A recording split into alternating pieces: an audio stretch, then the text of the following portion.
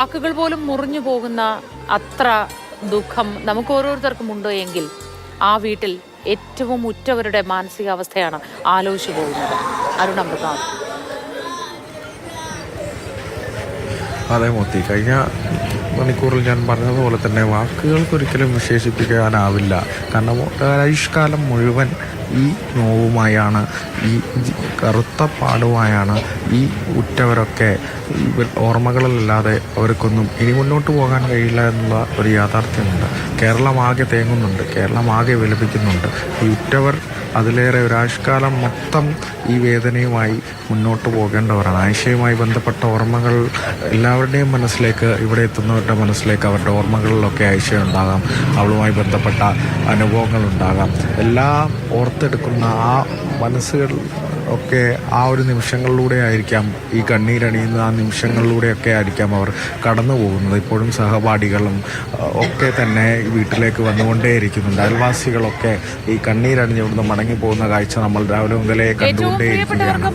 ഈ സുഹൃത്തുക്കളുമായുള്ള ബന്ധം എല്ലാവർക്കും കണ്ണീരണിഞ്ഞു മാത്രം ഇന്നേ ദിവസം കടന്നു പോകാനാവൂ. ഈ ദൃശ്യങ്ങളിൽ കാണുന്നത് നെഞ്ച് തകർന്ന് പൊട്ടിക്കരയുന്ന മനുഷ്യരെയാണ്. അവരുടെ പ്രിയപ്പെട്ടവരാണ് നഷ്ടപ്പെട്ടത്. കുഞ്ഞു മകളാണ്, 8ാം ക്ലാസ്സുകാരിയാണ്. ഇവരൊക്കെ എങ്ങനെയാണ് ഈ സങ്കടക്കടൽ താണ്ടുക എന്ന ഒരാശങ്കയാണ് ഇന്ന് മലയാളികൾക്കുള്ളത്. ഇന്ന് നേരം പുലർന്നപ്പോൾ മുതൽ ഈ വിവരങ്ങൾ അറിയാനായി ഓരോ മലയാളിയും കാത്തിരിക്കുകയാണ്.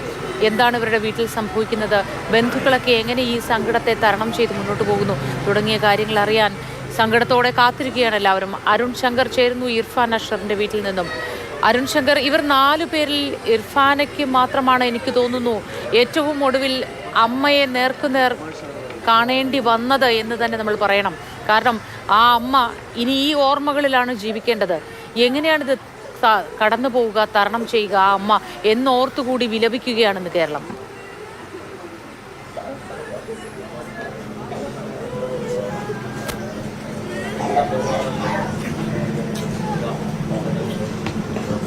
തീർച്ചയായിട്ടും ആ അമ്മയുടെ വേദന, കാര്യം മകൾ കൺമുന്നിൽ വെച്ച് നഷ്ടപ്പെട്ടു പോകുന്ന ആ കാഴ്ച ആ അമ്മ എങ്ങനെ ഉൾക്കൊള്ളുമെന്നുള്ളത് വളരെ ഒരു ചോദ്യം തന്നെയാണ്. കാരണം വേദന കടിച്ചമർത്തി ഓരോ നിമിഷവും തള്ളി നീക്കുമ്പോഴും ആ അവസാന നിമിഷത്തെ ദൃശ്യം ആ അമ്മയുടെ മനസ്സിലേക്ക് എപ്പോഴും ഇങ്ങനെ എത്തിക്കൊണ്ടിരിക്കും.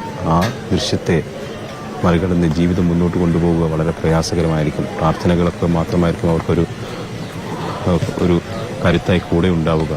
എന്തായാലും എല്ലാവരും ഇവിടേക്ക് എത്തിക്കൊണ്ടിരിക്കുകയാണ്. ഇനി ഒരു മണിക്കൂർ കൂടി മാത്രമേ വീടുകളിൽ ഈ മൃതദേഹങ്ങൾ ഉണ്ടാവുകയുള്ളൂ. അതിനുശേഷം കരിമനക്കാടിലേക്ക് പൊതുദർശനം നടക്കുന്ന സ്ഥലത്തേക്ക് കൊണ്ടുപോകും. അവിടെ നിന്ന് 10 മണിയോട് കൂടിയാണ് ജുമാ മസ്ജിദിലേക്ക്, ഖബറിടത്തിലേക്ക് എടുക്കുക. അങ്ങനെ ജീവിതത്തിൽ സുഹൃത്തുക്കളായിരുന്ന ആ 4 പേർ മരണത്തിലും ഒരുമിച്ചു. അവരുടെ കൂട്ടഖബറിലാണ് ഈ 4 പേര്. നിരവധി കാരണങ്ങളുണ്ട്. റോഡിന്റെ അശാസ്ത്രീയമായ നിർമ്മാണം, എതിരെ പാഞ്ഞു വന്ന ലോറിയുടെ വേഗത തുടങ്ങി നിരവധി കാരണങ്ങൾ നമ്മൾ പറയുമെങ്കിലും ഇന്ന് ഈ കാരണങ്ങളൊന്നും പ്രസക്തമല്ലാത്ത വിധം സങ്കടം മാത്രം നിറഞ്ഞു നിൽക്കുന്ന അന്തരീക്ഷത്തിലാണ് ഉള്ളത് ഈ 4 വീടുകളിലും. ഒപ്പം മലയാളികൾ ഓരോരുത്തരുടെയും സ്വീകരണ മുറികളിലും അറിയാം, എല്ലാവരും സങ്കടത്തിലാണ്. കാരണം ഒരാൾക്കും ഹൃദയമുള്ളവരാരാകിലെന്ത് ഇത് കണ്ടു നിൽക്കാൻ കഴിയില്ല എന്ന അവസ്ഥയാണ്. ഏറ്റവും അടുത്ത് നിൽക്കുന്നവരുടെ നിലവിളികൾ നിറഞ്ഞു നിൽക്കുന്നു ഈ വീടുകളിലൊക്കെ. 4 പെൺപൂക്കളാണ് നഷ്ടപ്പെട്ടു പോയത് ഒരൊറ്റ അപകടത്തിൽ. പരീക്ഷ എഴുതി തിരികെ വന്ന കുട്ടികൾ. ഇവർ 7 പേരാണ് ഒരുമിച്ച് എപ്പോഴും ഉള്ളത് എന്നാണ് അയൽവാസിയായ ആൾ പറഞ്ഞത്.